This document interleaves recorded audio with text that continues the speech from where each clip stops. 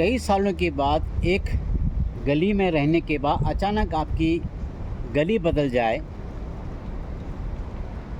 जो कि आपने अपने स्वतः नहीं बदला बल्कि जनता जनार्दन ने बदल दिया,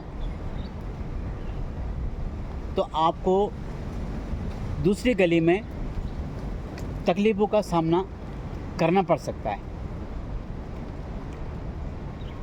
मित्रों, एक बार फिर दूर देश से विश्लेषण में आपका हार्दिक अभिनंदन। मित्रों, एक गली की बात क्यों कर रहा हूँ? हमारे भारत में, या ये कहें कि नेता नगरी में, दो ऐसे नेता हैं जिन्होंने अपनी राजनीति पारी सीधे सत्ता से करी।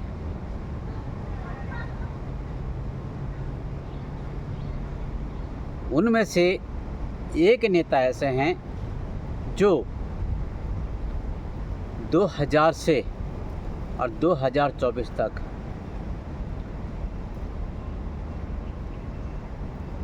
एक राज्य के मुख्यमंत्री रहे और बड़े आन और शान से उन्होंने अपने पार्टी का विकास किया और अपने राज्य के मुख्यमंत्री रहे। यूँ समझिए कि वो अपने राज्य के राजा थे।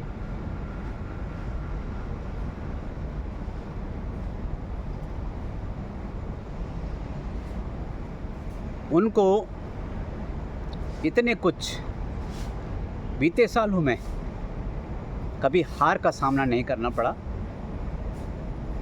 और जिसके परिणाम स्वरूप वो अपने राजनीतिक जीवन में आगे बढ़ते गए। लेकिन अब समय उनके अनुकूल नहीं है, परिस्थितियां उनके अनुकूल नहीं हैं, क्योंकि जब तक वो सत्ता में थे,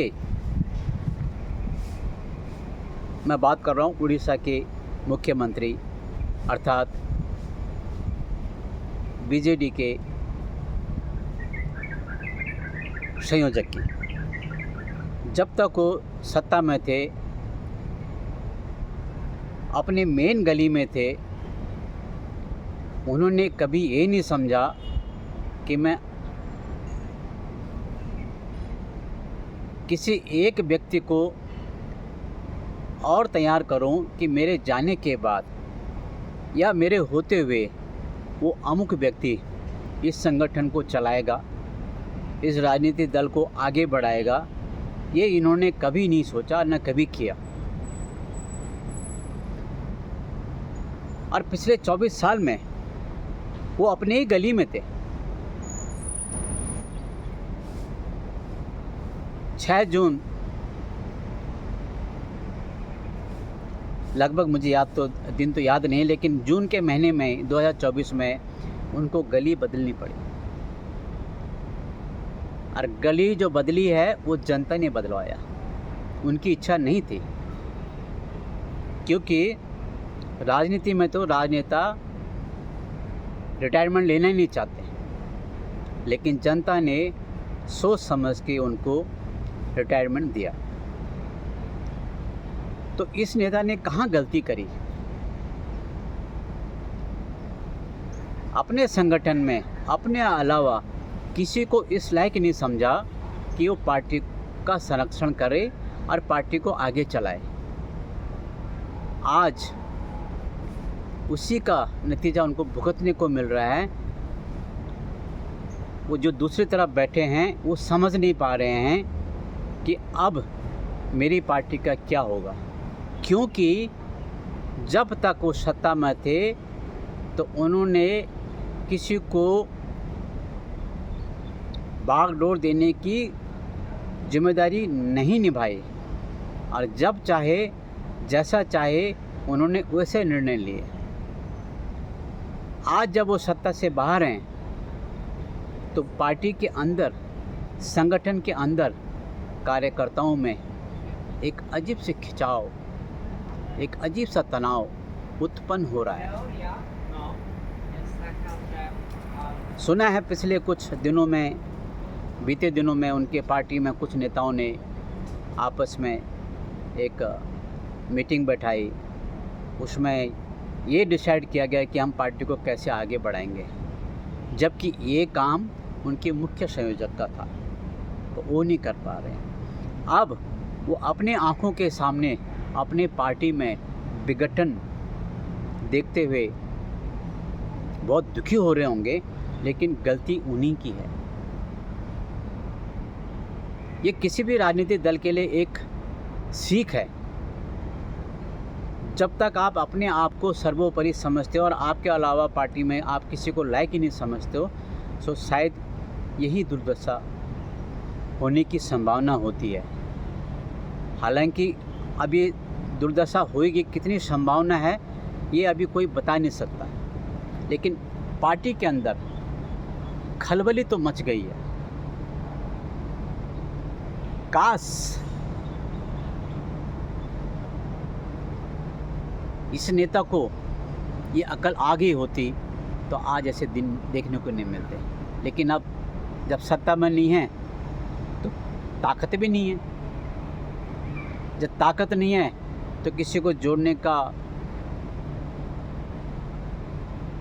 किसी को साथ संगठन में मेल मिलाप करने का भी रास्ता छूट चुका है, क्योंकि आपकी पहुंच तभी तक थी जब आप सत्ता में थे। आप सत्ता से बाहर हो गए तो आपकी पहुंच कम हो गई अपने कार्यकर्ताओं के बीच में।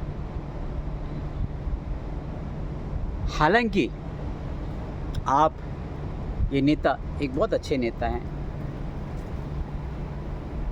ये सबको मान और सम्मान देते हैं, लेकिन इन्हीं के पार्टी में कुछ नेताओं के द्वारा भ्रष्टाचार करने के बाद ही इस नेता का इस प्रकार से हश्र हुआ है।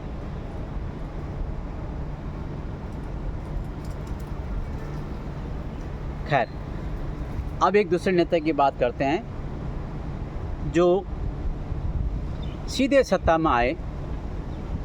2000 पार्टी का गठन किया, 2013 में सत्ता में आए। हालांकि उस सत्ता का भोग उन्होंने कुछ दिन किया, उसके बाद राष्ट्रपति शासन लग गया तो वो तड़पने लग गए कि ये उनके साथ क्या हो गया। वो भी 10-12 साल तक एक जाने पहचाने गली में रहे और उस गली का रसास्वादन लिया, सत्ता का भोग लिया, जैसे भी लिया तो सही। आज वो भी दूसरी गली में जा चुके हैं, वहाँ वो असहज महसूस कर रहे हैं, क्योंकि जिस गली में वो सत्ता में थे वो गली तो हाथ से जा चुकी है। दूसरी गली का जो एड्रेस दिया गया है वो जनता ने दिया है।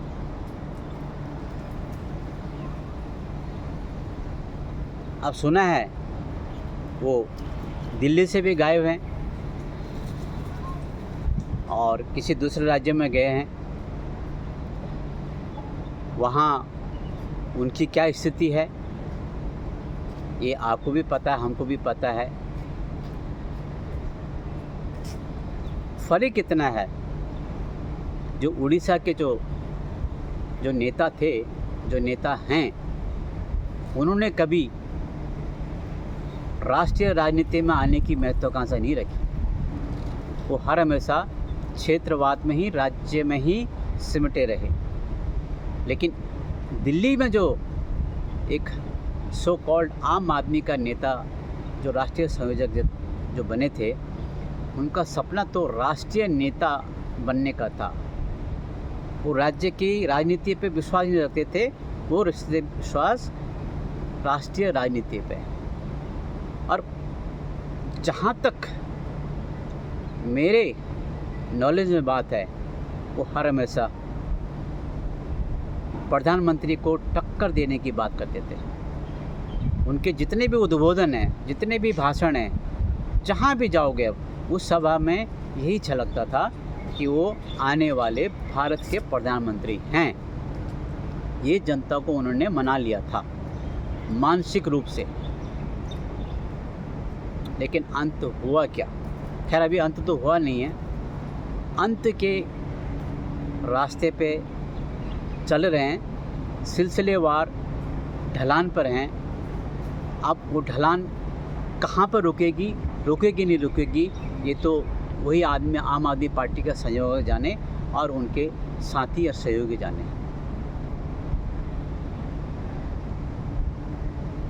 तो जैसे उड़ीसा के उस राजनेता को दूसरी गली में बैठने में तकलीफ़ हो रही है, समझ नहीं पा रहे कि हम यहाँ कैसे बैठें, वैसे ही दिल्ली के इस राजनेता के लिए भी वही कशमकश हो रखी है। एक फ़र्क और है, दिल्ली के इस राजनेता ने जनता से अपने आप को दूर कर दिया है। जनता का मोहभंग इनके लिए सामने दिखाई दे रहा है और ये जग जाहिर भी है।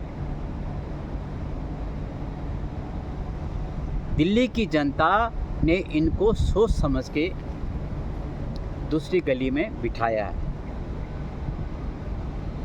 इनकी जो मान सम्मान था जनता के बीच में, वो अब नगण्य अर्थात शून्य के बराबर हो चुका है। अब मुझे लगता नहीं कि ये शून्य से आगे बढ़ेगा, क्योंकि एक बार जब आप जनता की नज़रों से उतर जाएं तो शायद ही है कि मुश्किल आप दोबारा फिर जनता की नज़रों में छाए रहें। हाँ, लेकिन जो उड़ीसा के राजनेता हैं, हालांकि वो सत्ता से बाहर हो गए, दूसरी गली में बैठे हुए हैं, लेकिन जनता के बीच में अभी भी उनकी पकड़ है, उनका मान सम्मान है और वो सम्मानीय हैं।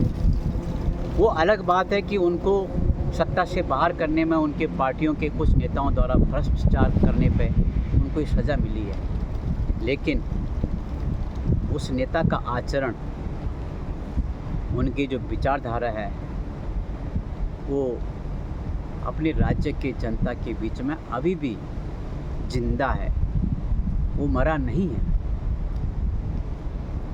उधर दिल्ली के राजनेता ने तो छल बल षड्यंत्र रच रच के, झूठ बोल बोल के सत्ता को हथियाया था।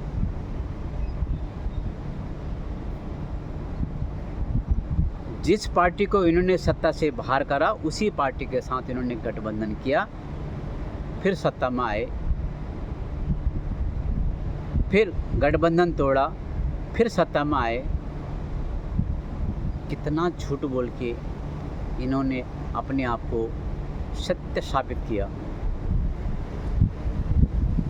कितनी बड़ी विडंबना है। और समझ नहीं आता इन नेताओं को झूठ बोलना कहाँ से आता है। कोई मशीन है क्या अंदर झूठ बोलने की?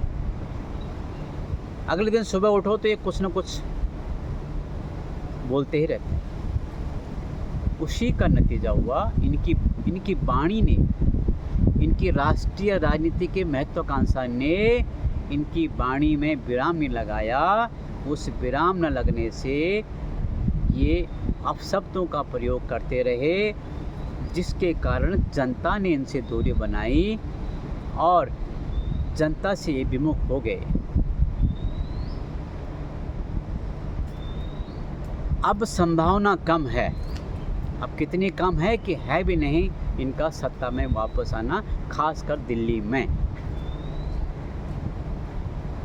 उधर उड़ीसा में